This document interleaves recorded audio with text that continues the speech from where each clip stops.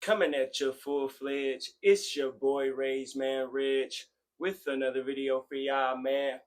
Welcome, YouTube.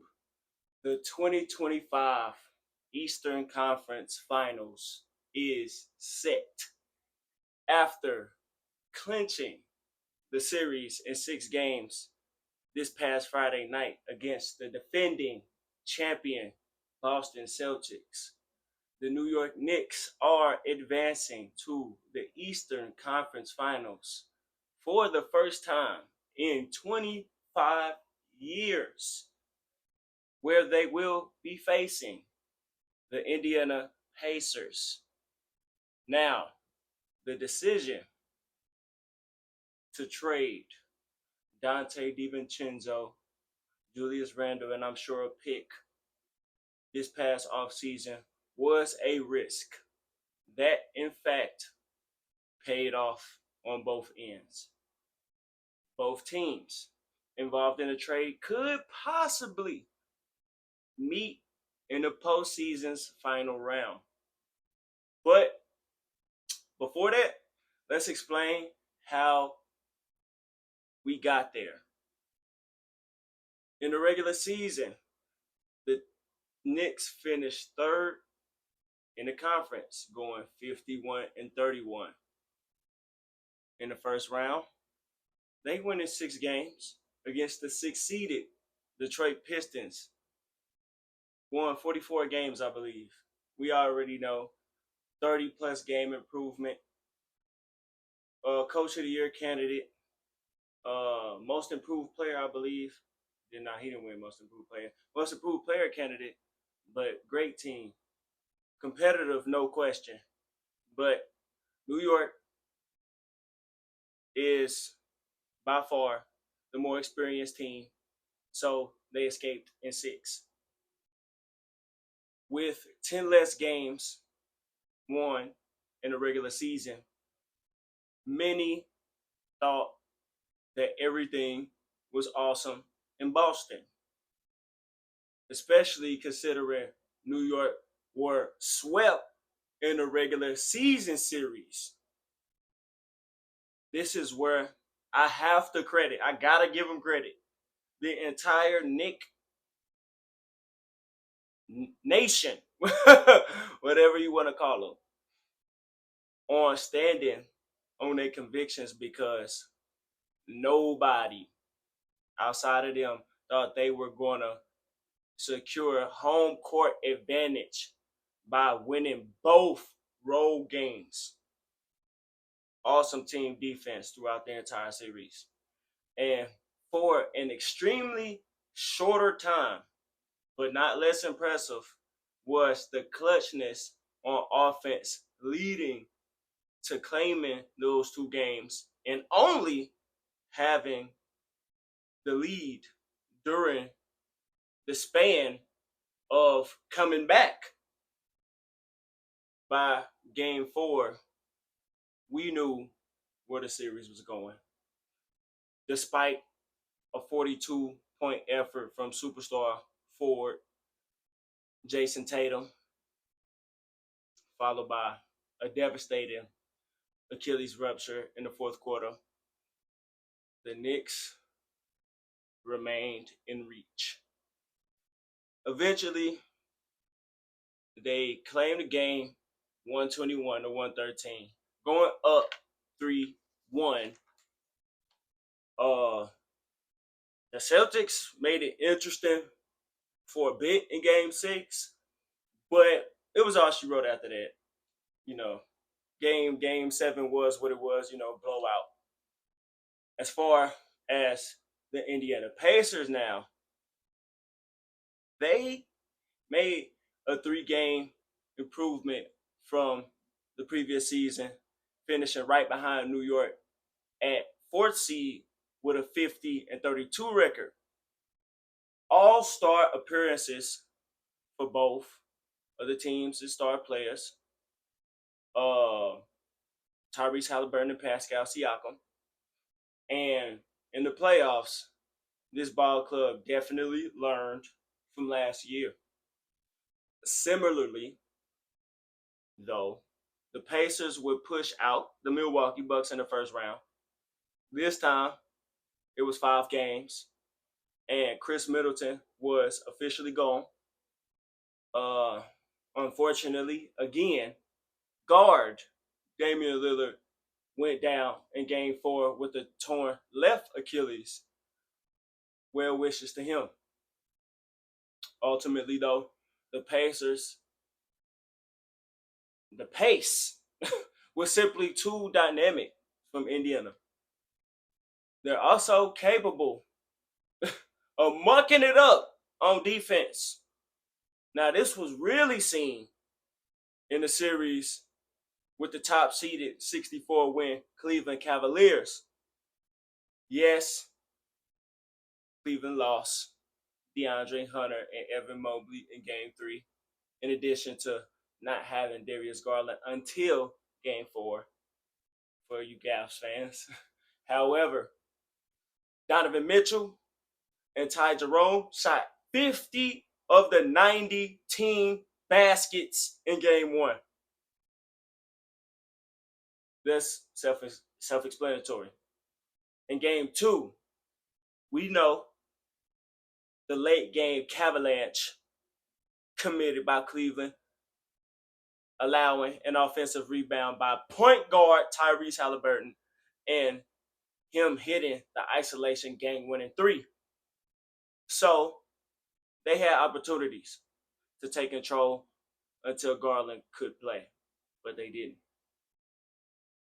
That leaves us with the winners. Of course, we remember the 7-game slugfest last year as Indiana advanced to the Eastern Conference Finals at the Knicks' expense. No crucial injuries this year. The last time we saw these two teams in the Eastern Conference Finals was the 2000 postseason, as Reggie Miller and Jalen Rose led the team to the NBA Finals against the, I believe, 67 win, I believe they won. Oh yeah, 67 maybe win. Shaq and Kobe Lakers. And apparently Reggie Miller will be commentating on this final TNT broadcasting of an NBA series. So that's sure to bring some excitement, the nostalgia with that. Of course, bringing the vibes dating back to those very teams. Then you had WWE promoting their rivalry recently between Jalen Brunson and Halliburton. Back when they got in the ring and stuff, we know, we saw that for the wrestling fans. No Julius Randle, but Karl Anthony Towns. Dynamic.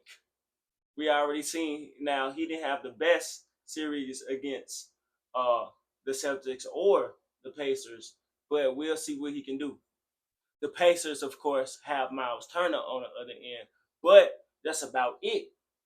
I think that's their tallest player, if I'm not mistaken. Mitchell Robinson is prepared this year. No injuries, so the Knicks can go very big. Me, y'all know, same thing as last year. Pacers in 7.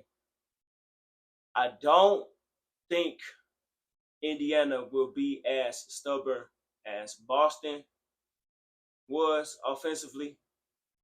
And again, like last year, offense, got to put points on the board, ultimately will, skin through above defense, in my view. Now, again, we got the top two guards in the NBA right now. Top 3 guards ultimately in totality, but in the Eastern Conference, we got 2 of the top 3 point guards. Yeah. We got 2 of the top 3 point guards in the Eastern Conference right now, facing off against each other. Same thing last year. This is the fight for number two. Oh God, because we already know who number one is. He just clinched this spot in the Western Conference Finals. We gonna save that for another video. But this is the fight for number two between Brunson and Halliburton at the point guard position. We gonna go small, gritty, defensive score in Brunson, or do we got big, gritty, fast, pass first, but can score Halliburton. Now, yeah, this is fight for number two. Eastern Conference Finals, man. Wow, this is good, bro. This is good for the NBA. I didn't predict this in the Eastern Conference Finals. I had this. I was way off. I had the Celtics and Bucks, but yeah, man. Wow, I ain't mad at it though. Again, first time we can be first time champions for 3 NBA teams, and well, technically for OKC, but for the first time since 1973 for the Knicks, I want to see a brand new champion. I personally would not mind seeing the Pacers winning the championship because ABA team, they I think yeah them and the Nets, but y'all know how I feel about the Nets. They met to my older videos when KD and Kyrie was on them and Joe Tsai. So I ain't mad at them or where they at right now. But you got the the Nets, the Spurs. Spurs, of course, they got championships. Then you have what's the fourth ABA team? Got the Nets, Spurs, Pacers, and what's the fourth ABA team? Damn, I don't even remember.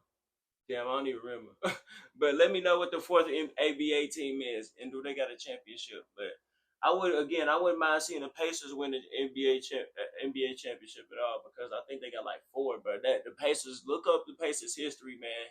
And the Pacers got a history. They were a great team in the NBA, ABA, great team. Now they make an NBA history and like this post Reggie Miller. So yeah, this Tyrese Halliburton era, and Halliburton may be now Halliburton. Nah, but I ain't gonna say that because 2000 Pacers won 54 games, if I'm not mistaken.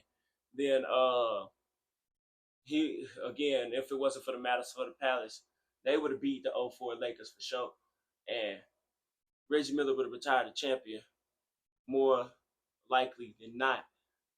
But if Halliburton able to pull that off, man, the argument couldn't be made.